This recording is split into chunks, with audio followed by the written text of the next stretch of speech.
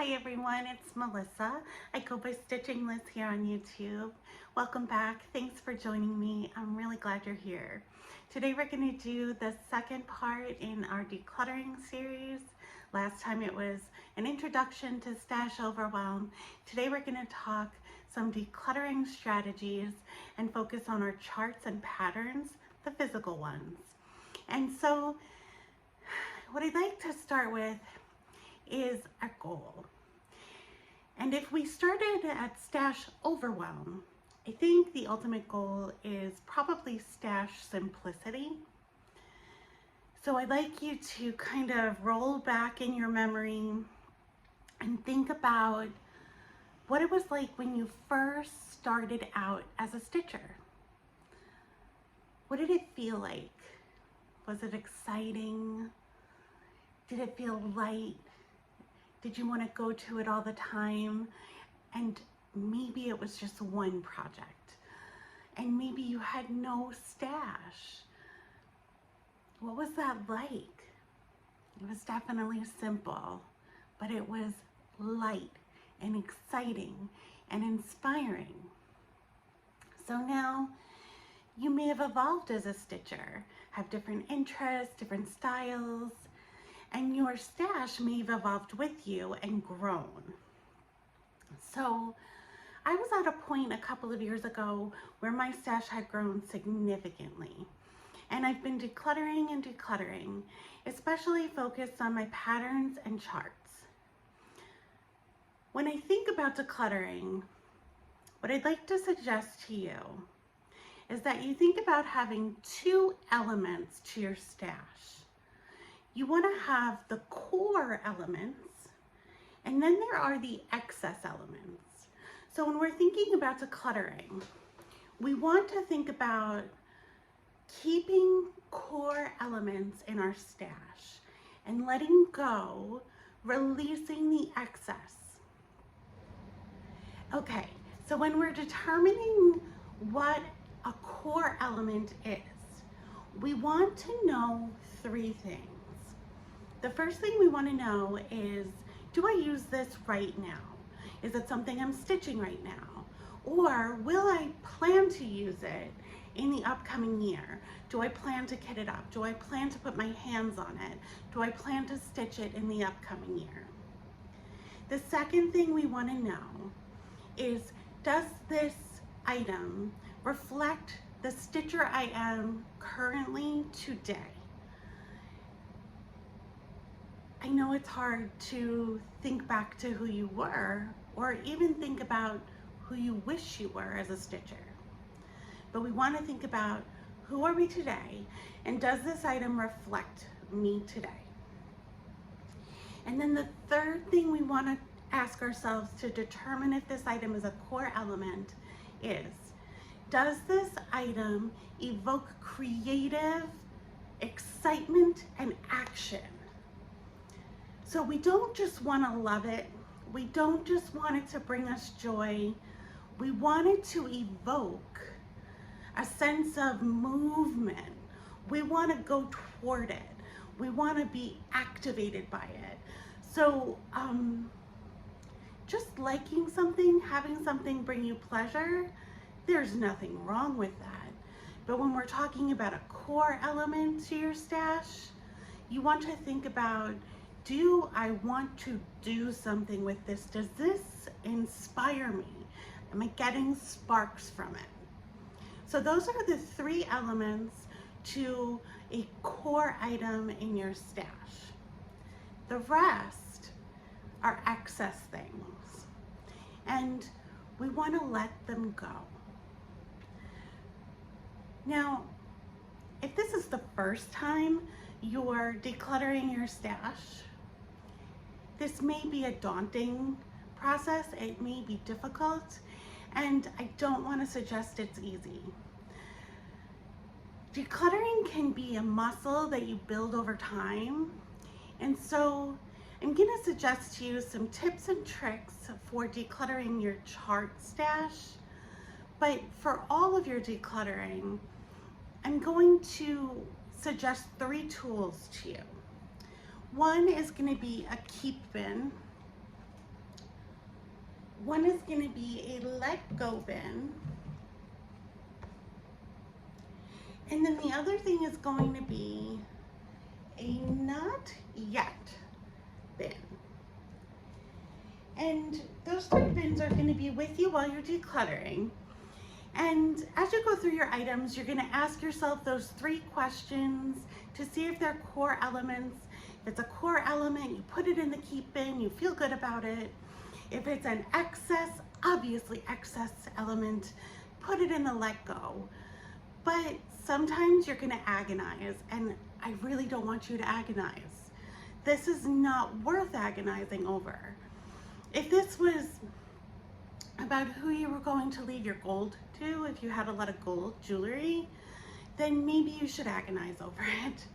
But this is just your cross-stitch stash, and while it means so much to us, in the grand scheme of things, to cause you stress over whether or not you should declutter an item is not worth it. So you're gonna have a not yet bin. And the not yet bin is for anything you're just not sure if you're willing to let it go, if it should be let go, or if you wanna keep it, if you're on the fence. So if you're on the fence, put it in the not yet bin. Keep the not yet bin in a closet, let it sit for 3 to 6 months. If you go back for something in it, great.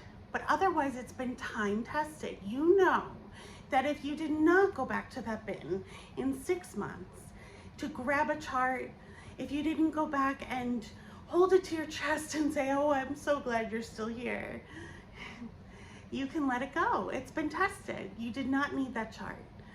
So it was excess. Okay, so you're gonna see me going through my charts throughout this video, and I've decluttered them a lot. I am down to just a few whips, a few kitted projects, and a few charts that aren't kitted and are not whips.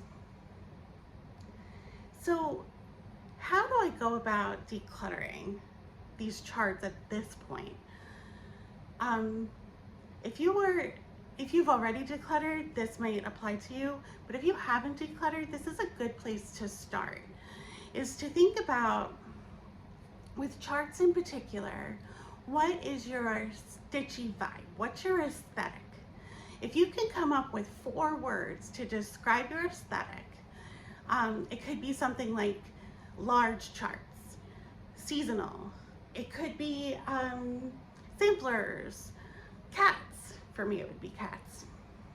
Specialty stitches. It could just be Halloween or Christmas. Whatever you have as your stitchy aesthetic, try and come up with 4 words that describe your vibe.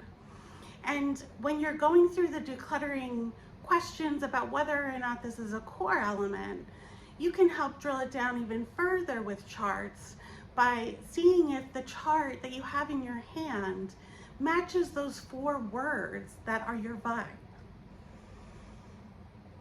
So another thing you can do when you're talking about decluttering is think about how you want to feel about your stash. And I want to suggest to you that, just as I said before, this is a cross-stitch stash, and cross-stitch is meaningful and important to us. But nothing in our stash has the right to make us feel bad. So if you have an item in your hand, if you have a chart that makes you feel guilty because you spent money on it and you don't like it anymore, and you know you're not going to stitch it, but you feel guilty, that chart has no right to be in your stash. If a chart is something you regret buying, if you bought something because of FOMO, which happens to us all, maybe you bought a sale, maybe you bought a sampler, maybe you bought ditchy box and it had a pattern in it that you just don't like, but you bought the box and you regret it. Let it go. Nothing in your stash has the right to make you feel bad. Do not let anything in your stash make you feel bad. Let it go.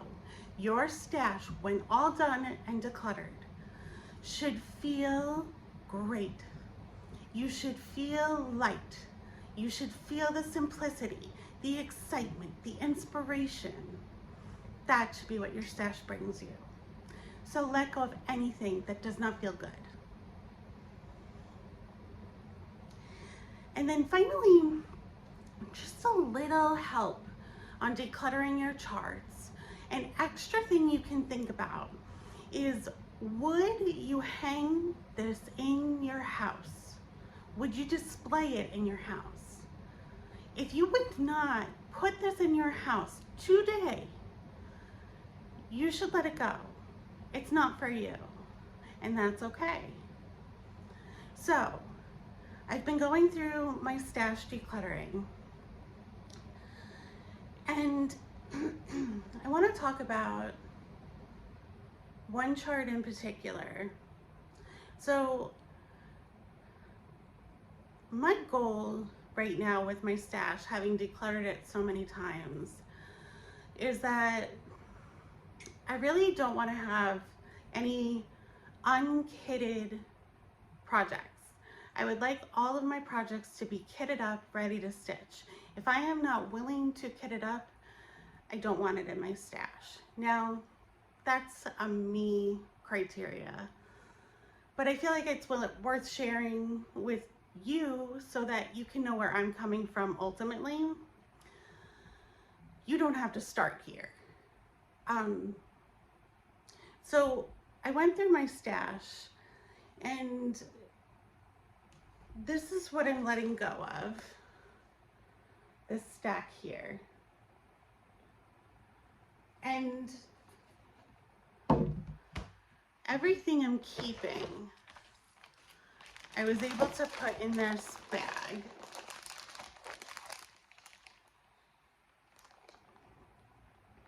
This is everything I'm keeping. So this is my entire chart with kitted up stash and a book in this bag. And I'm going to come up with an organizational plan for this, a storage plan for it. But you should always declutter before you buy storage containers, anything to organize your stash. You need to know what you're trying to organize before you organize it. So by the end of this series, you'll see how I organize this, but for now, it's in this bag. I want to talk to you about this chart. So this is beautiful, right? This is Coastal Fairy Village by Pedal Pusher. And Pedal Pusher is Barbie Tingley. I love her designs. This one had a mate, another one in the series, that I was able to say very quickly that I was able to let it go. But this one, something about it was holding me back. So I asked myself the 3 core element questions. Number 1, am I using it now, or do I plan to use it, put my hands on it, kit it up in the next year? And number 2, does this reflect me as a stitcher right now? Number 3, does this activate me, excite me, make me feel creative, and want to put thread in fabric over this chart? And then, what are my vibes? So I would say this definitely matched my old vibes. My old vibes were very seasonal. And this wasn't that long ago that I was like this, that I was a seasonal stitcher. I had several seasonal series. this was a seasonal series. And I would say whimsical was something else I really would describe myself as. And I feel like still I have a little bit of whimsy in what I like. Cute, whimsy.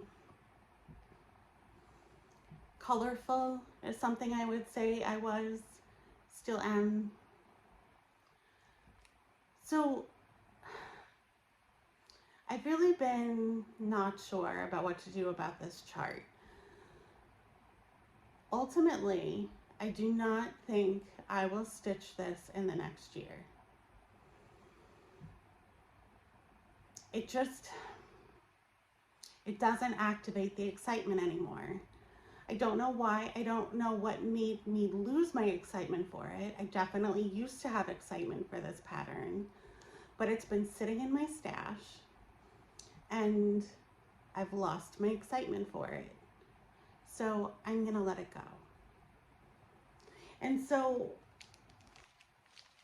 that's how I made my decision about that pattern. It was hard for me.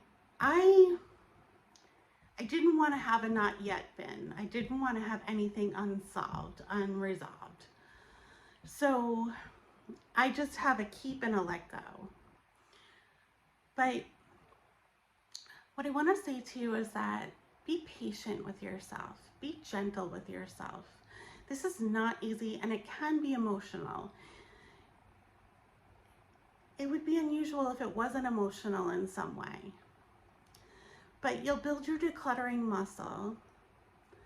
And if you can just start with one simple goal of eliminating duplicates in your stash perhaps, or if you have overlapping patterns, like maybe you have 10, 15 Halloween patterns and 3 of them are jack-o'-lanterns with a crow.